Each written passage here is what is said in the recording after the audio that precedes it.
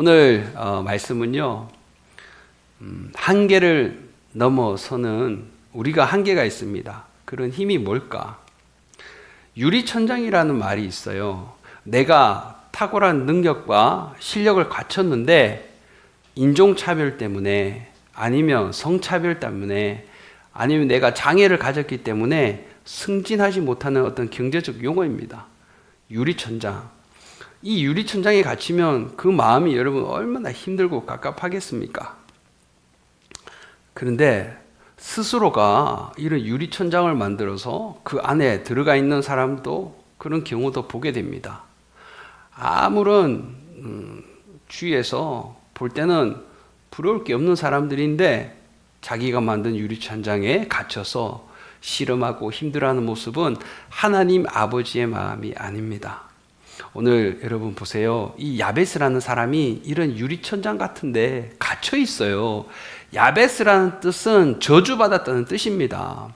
부모가 자녀를 이름을 지을 때에는 모든 게 거기에 다 들어가 있습니다. 부모의 바람은 자녀들이 축복받고 자녀들이 능력받고 자녀들이 사회에 나가서 담대하게 탁월하게 사회의 한 구성원으로서 사명을 잘 감당하기를 바라는 마음은 부모의 마음입니다.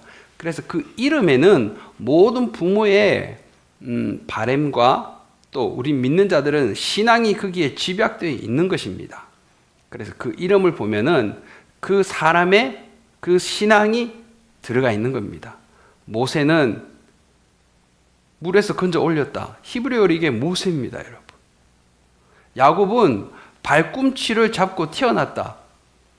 이게 야곱의 의미입니다. 그러니까 하나님이 이 야곱의 이름을 바꾸신 이유를 여러분 아시겠죠? 너는 언제까지 누군가 바지꼬랭이를 잡고 살아가는 인생이 더 이상 아니다. 이스라엘이다. The father of all nations. 이스라엘이라고 하나님이 이름을 바꿔주셨어요. 천사와 더불어 싸워 이겼다. 아브라함의 후손의 어떤 그런 정체성을 딱 심어주는 것입니다. 그래서 이름이 상당히 중요합니다. 근데 야베스의 어머니는 야베스를 고통의 아들이라는 뜻으로, 이게 축복의 이름이 여러분 결코 아닙니다. 그래 성장하다가 보니까 주위의 친구들이 야베스를 놀립니다. 야, 너 엄마가 아빠가 너를 버리네야. 너는 아이고 너가 이렇게 불쌍한 애야. 주위에서 성장할수록 이 야베스는 얼마나 많은 이 프레셔에 갇혀 있는지 모릅니다. 왜냐하면 이름만 들어도 주위 사람들은 알거든요. 이 야베스는 큰 인물이 못 된다. 자기의 유리천장에 갇혀서 얘는 힘들어하며 살 것이다. 이름이 그러니까. 야베스는 이런 운명을 받아들였을까요? 그게 아닙니다. 야베스는 자기 인생에 역전이 일어나기를 간절히 소망했습니다. 그래서 야베스는 원컨대 자기가 원하는 것이 있었습니다. 물질을 원하는 것도 아니고 내가 사람들부터 조롱과 멸시를 당하는 것, 이것을 벗어나는 것을 원하는 것도 아니고 이름을 바꾸는 것도 아니고 야베스는 원했습니다. 자기의 운명을, 자기의 유리천장을 깨줄 수 있는, 자기의 한계를 넘어설 수 있는 유일한 방법이 뭘까? 야베스는 너무나 고민을 많이 했던 것 같아요. 그런데 힘도 있고 능력, 권력도 있어도 안 되더라. 그런데 오직 하나님의 신이 임하면 된다. 스가랴서 4장 말씀이거든요. 야베스는 원하는데 정말 갈망이 이 마음에 있었습니다. 여러분, 사람들은 열정이 없으면 아무것도 이뤄낼 수가 없습니다. 제가 미국에 처음 유학을 갔는데 이 뉴욕 맨하탄, 샌프란시스코 다운타운에 갔는데 홈레스들이 그냥 길바닥에 누워갖고 하루 종일 멍하고 있는 거예요. 그 당시 저는 영어를 하고 이 기회의 땅 미국에서 공부를 해야겠다는 이 열정으로 막 넘쳐났습니다. 그런데 나보다 영어를 잘하는 저 사람들이 덜 누워갖고 허송세월하는 거 보고 저는 얼마나 충격을 받은지 모릅니다. 야, 저 영어 실력 나에게 줬으면 얼마나 좋을까. 너무 부러웠습니다. 열정이 식어지면 아무리 많은 돈도, 열정이 식어지면 아무리 많은 권력도 이 사람을 해칠 수 있다는 그런 이유가 되는 것입니다. 그런데 오늘 하나님은 야베스에게 자기가 이 운명을 바꿔줄 전능자라는 사실을 야베스는 각인을 한 겁니다. 여러분, 여러분의 불가능의 문제 있지 않나요? 내가 헤쳐나가기 힘든 문제 사람마다 다 있어요. 없는 사람이 없습니다. 그런데 번지수가 틀리게 되면 이제 큰일 나는 겁니다. 근데 야베스는 감사하게 원컨대 하나님, 나의 이 불가능, 나의 이 유리천장, 나의 이 한계, 나의 이 저주받은 이름 때문에 제 인생이 사람들한테 나설 수가 없는 그런 상황입니다. 그런데 야베스는 뭐라 그랬죠? 원컨대 누구에게 구했죠? 주께서. 원컨대 하나님 내가 원하는데 주님께서 내 인생을 역전시켜 주시고 내 인생을 바꿔줄 수 있는 그 대상은 여호와 만군의 하나님 아버지 창조주 하나님인 것을 우리 야베스는 알았다는 사실입니다. 이처럼 인생의 가장 큰 복이 뭐냐면 내가 누구인가를 아는 것입니다. 나는 누구여야 하는 것인가? 여러분은 누구이며 누구여야 합니까? 나는 누구여야 합니까? 이 문제를 생각해 본 적이 있으신지요? 나는 누구입니까? 김용규. 나는 누구여야 합니까? 사탄의 종이어야 합니까? 물질을 따라다니는 그냥 음부의 권세를 줄줄 따라다니는 사람이어야 합니까? 아닙니다, 여러분. 나는 누구여야 하느냐? 하나님의 자녀여야 합니다. 할렐루야. 나는 내 일을 나는 할 수 없지만 내 한계에 갇혀 있지만 이 한계를 뛰어넘게 하시는 하나님의 자녀가 되는 권세를 가진 하나님의 자녀여야 됩니다. 아멘. 이때부터 우리의 인생은 역전되어 가기 시작합니다. 제가 부모님이 가지 말라는 유학을 갈 때 부모님이 뭘 해주셨냐면 저를 데리고 저 산 중턱에 있는 절로 함께 가자고 하셔서 갔습니다. 절에 갔더니 그 스님께서 부적을 써주세요. 부적을 빨간 거 써갖고 3개를 주시면서 하나는 가방에, 하나는 베개에, 하나는 지갑에 넣어 다니라고 말을 잘 들었죠. 부적을 딱 가서 베개 피에 딱 꽂고 가방에 딱 꽂고 지갑에 딱 꽂아 다녔습니다. 아니 뭐 이거면 잘해준다네 그러니까. 근데 이 부적을 꽂고 자는데 처음으로 제가 교회를 가고요. 교회 갔다 오늘 저녁부터 제가 그래도 귀신 잡는 해병대는 아니라도 귀신을 무서워하는 사람이 아니거든요. 잠을 자는데 이렇게 두려워서 잠을 못 자겠는 거예요. 자고 싶은데 눈은 새빨개져 있는데 잠이 안 옵니다. 그런데 시커먼 어두움이 저를 누르더니 이렇게 온몸이 머리도 바짝 쓰고 닭털이 막 닭살 같은 게 돋고 밤새 여러분 그려보세요. 이 초긴장을 하고 있다는 거잖아요. 둘째 날도 못 잡니다. 셋째 날도 못 잡니다. 그러니까 밥도 안 먹혀요. 살은 빠지죠. 점점 얼굴은 새까매지죠. 그냥 대낮인데도 내 방에 들어가기가 무섭습니다. 일주일 동안 정상적인 생활을 못했습니다. 저는 부적을 믿고 있었거든요. 우리 부모님이 평생 믿었던 이 불교. 그 스님이 무슨 일이 있으면 이걸 집에 가서 붙여라, 구태라, 전봐라, 그리고 이걸 가져다니라. 그게 나를 지켜주는 줄 알았습니다. 그런데 실상 내가 이런 두려움과 어둠에 딱 갇혀보니까 성경 말씀이 여러분 맞습니다. 힘으로도 되지 않고 능으로도 되지 아니하나 하나님의 신이 임하며 될 줄 믿습니다. 그 하나님께서 저를 그 어마어마한 두려움과 그 어마어마한 불가능 좌절의 늪에서 저를 끄집어내 주셨습니다. 그리고 교회를 갔는데 어떤 일이 벌어지냐면 뒤에 이거 십자가가 보이지 않습니까? 십자가 밑에 제가 하나님, 저는 아직 부모님이 예수를 안 믿고 저도 믿음이 없습니다. 이게 성경에서 죄라고 말씀을 하는데 내가 죄를 이길 힘이 없습니다. 그리고 제 죄를 슬퍼하고 그러다 보니까 저는 아직 죄에서 이길 힘이 없습니다. 저의 불의를 합리화했습니다. 그런데 막 새벽에 기도하는데 제가 이 십자가 밑에 있고 십자가 밑에서 뭔가 이렇게 진한 것이 떨어집니다. 뚝뚝. 이렇게 보니까 피예요. 피가 여기 떨어지더니 어깨를 적시고 계속 적시길래 눈을 들어서 제 위를 보니까 십자가에 누가 달려있는 겁니다. 그 십자가에 달려있는 분이 예수님. 그러니까 예수님이 십자가에 달려 계시고 그 밑에서 제가 죄를 짓고 있는 겁니다. 근데 여러분, 이 피의 그 끈적함, 피의 그 냄새는 그때 제가 알았어요.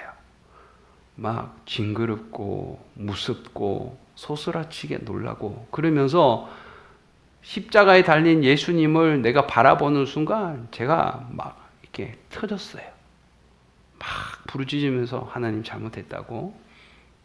나는 믿음이 없기 때문에 이런 핑계 저런 핑계 다 댔는데 하나님 죄송합니다. 주님이 저 때문에 십자가에 못 박히셨군요. 이게 그냥 믿어지는 거예요. 그러면서 주님의 음성이 저에게 이렇게 들리는 겁니다. 제 이름 용규야를 부르시면서 주님이 무슨 말씀하셨냐면은 나는 다 이루었다고 테텔레스타이. 나는 다 이루었다. 모든 값을 지불했다. 법정 용어입니다. 테텔레스타이. 그런데 너는 왜 자꾸 부족하다 하느냐? 주님은 십자가에서 모든 것을 다 이루고 모든 죄와 사망과 어둠의 권세들을 내가 다 짓밟고 내가 승리하였다. 이게 테텔레스타입니다. 근데 저는 제 생각에 갇혀갖고 믿음도 약하죠. 성경도 잘 모르죠. 예수 믿는 가정도 아니죠. 저는 인간적으로 보면 너무 합리화할 게 많았어요. 그때 주님의 십자가가 또 그 십자가에 달린 예수님의 보혈이 제 온몸을 다 적시면서 제가 깨닫게 된 겁니다. 이거구나. 십자가 보혈의 능력은 바로 여기에 있구나. 할렐루야. 여러분, 능력을 모르면 능력을 못 씁니다. 우리 자녀에게 내가 집을 떠나면서 5만 원권 지폐를 주고 배고프면 가서 사 먹어, 민서가. 그런데 갔다 왔더니 몇 끼를 굶어서 이러고 있습니다.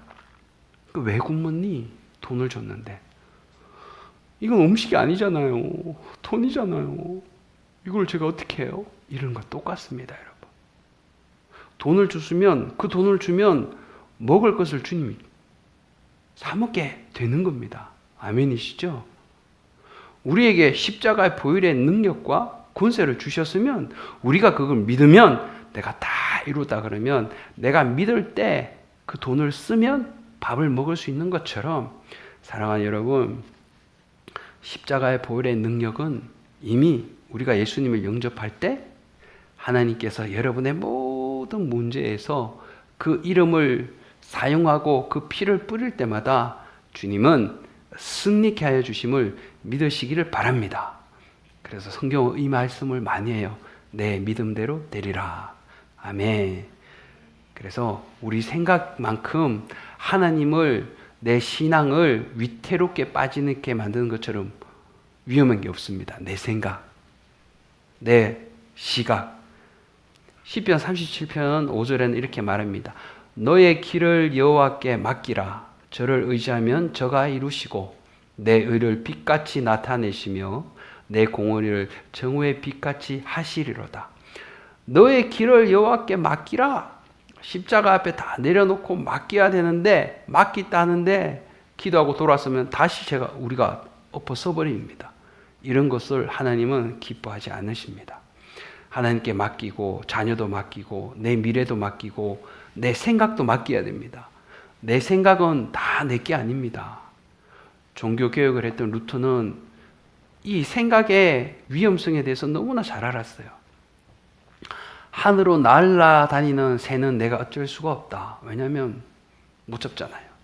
하늘에 날아다니는 새를 내가 날아가지 마라, 지나가지 마라 할 수 없지만 내 머리에 새집을 짓지 않게는 내가 할 수 있다 그랬거든요.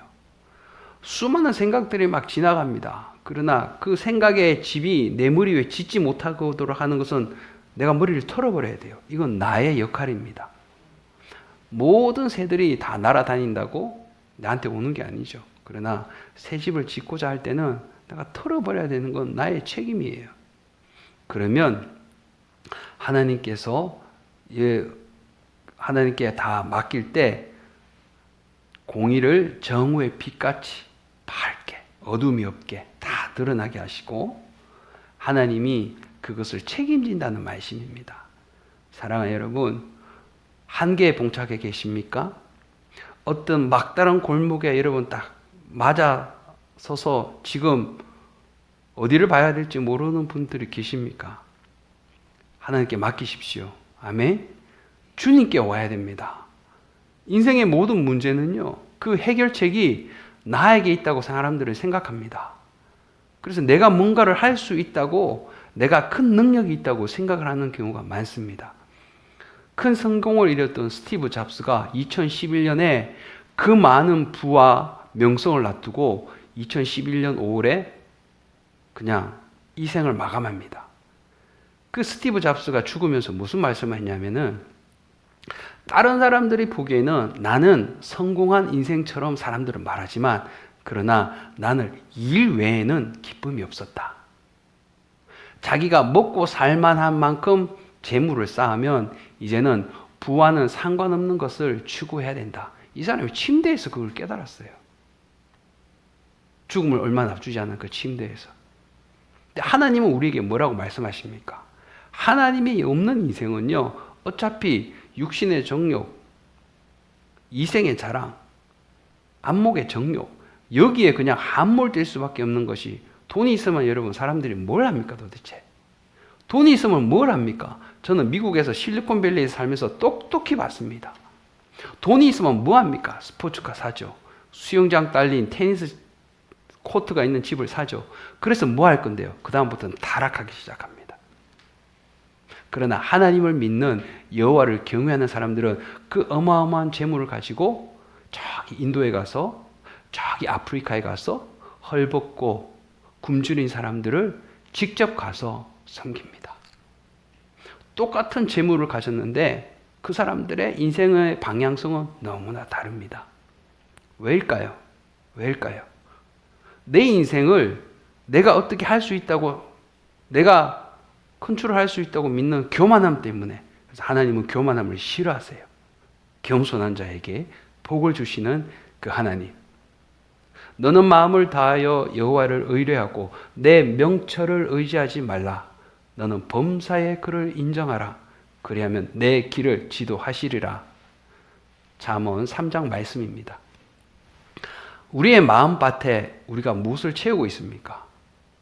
내가 좋아하는 프로그램? 게임? 내가 좋아하는 스포츠? 이것이 마음을 꽉 점령하고 있습니까?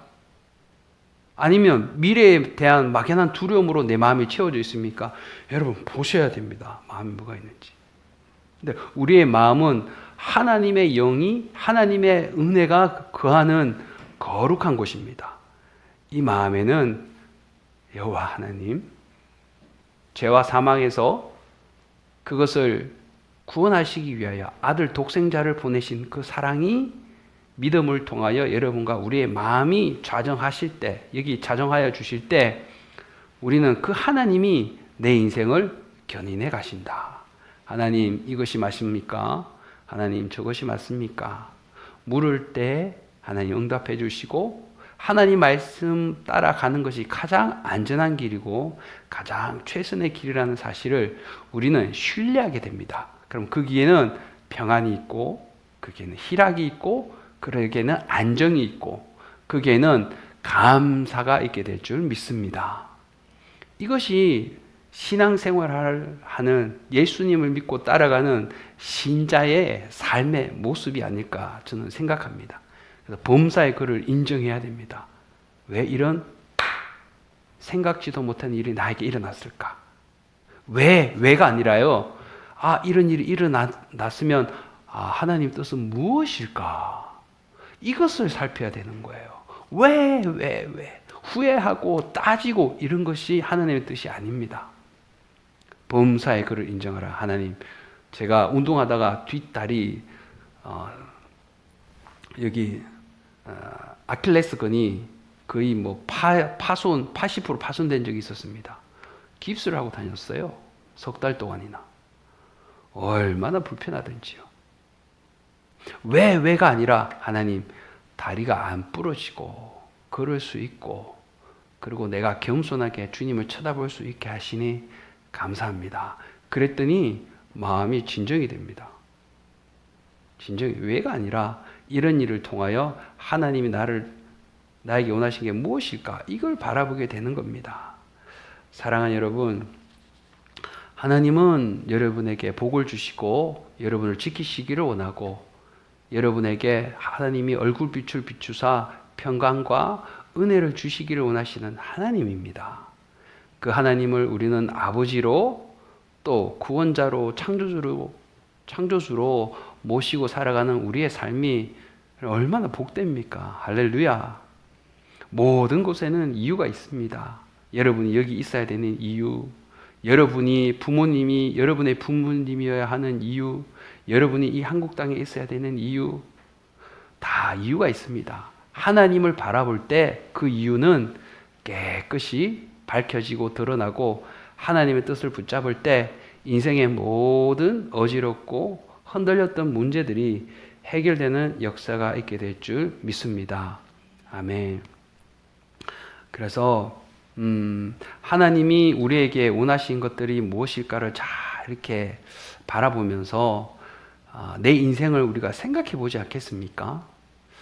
제가 같이 동역하던 어떤 목사님이 미국 아이오와 주로 시골입니다. 백인들밖에 없는 그곳에 한인 목회자가 미국 교회를 목회하면서 일어났던 어떤 그 에피소드를 저에게 말씀해 주셨어요.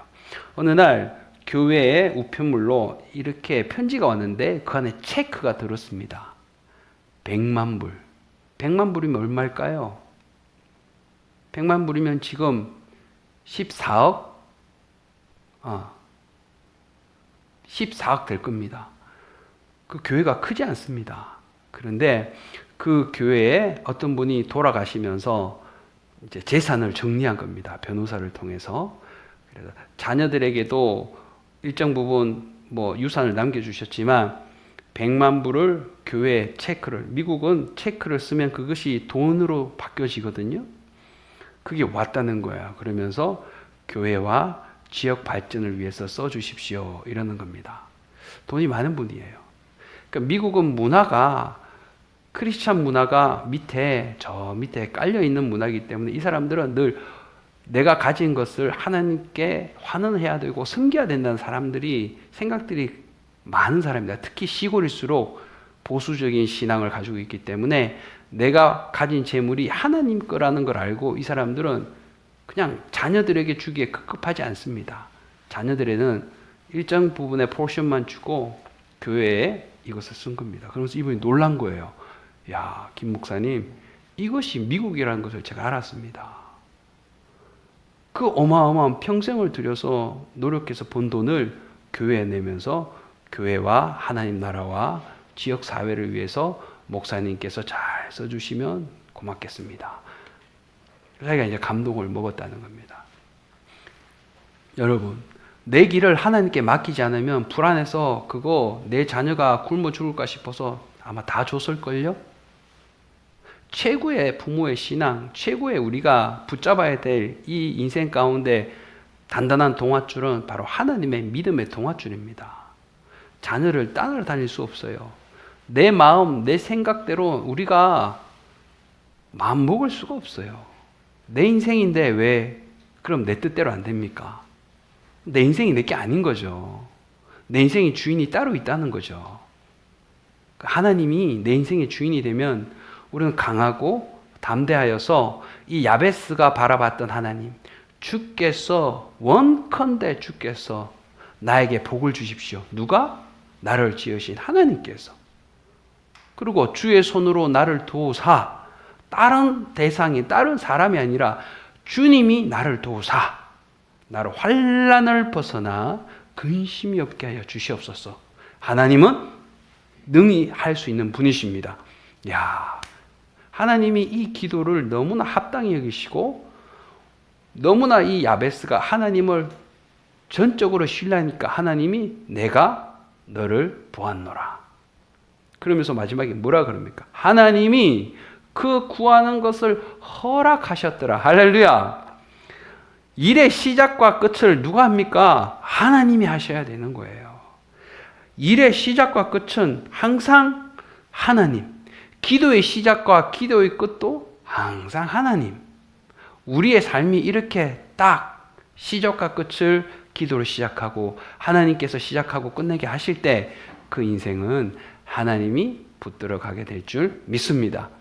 그래서 우리가 어떤 한계를 봉착하든 어떤 불가능의 산을 만나든 그것을 뛰어넘는 힘은 우리에게 있지 않아요. 여러분, 지인들에게 있지 않습니다. 친인척에게 있지 않습니다.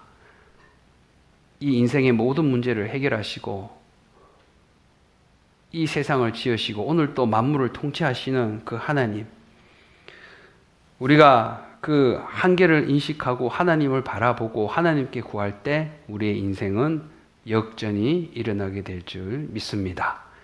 이를 행하시는 여호와, 그것을 지어 성취하시는 여호와, 그 이름을 여호와라 하는 이가 가라사대 너는 내게 부르짖으라.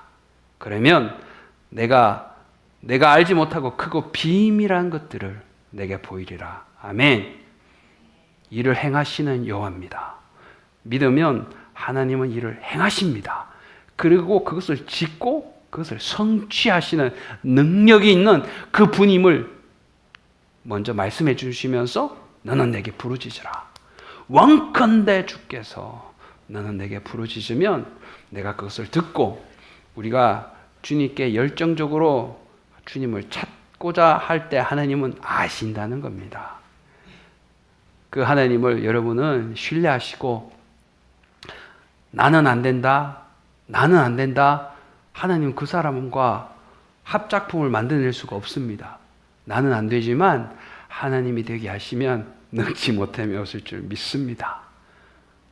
그것이 하나님을 기쁘게 해드리는 황소의 뿔을 드리는 것보다 오히려 그것이 하나님이 더 기뻐 여기신다는 것을 우리는 알고 있습니다. 우리가 한계를 넘어서는 힘 바로 주님께 있고 그 힘은 기도를 통해서 얻고 그 힘은 우리의 모든 불가능을 역전시켜 야베스가 마지막에 받았던 그 응답, 하나님께서 그 구하는 것을 허락하셨더라. 이 고백이 여러분과 저의 인생에 가득 넘쳐 주님께 영광 올려드리는 복된 승리의 삶이 이어지기를 축복합니다.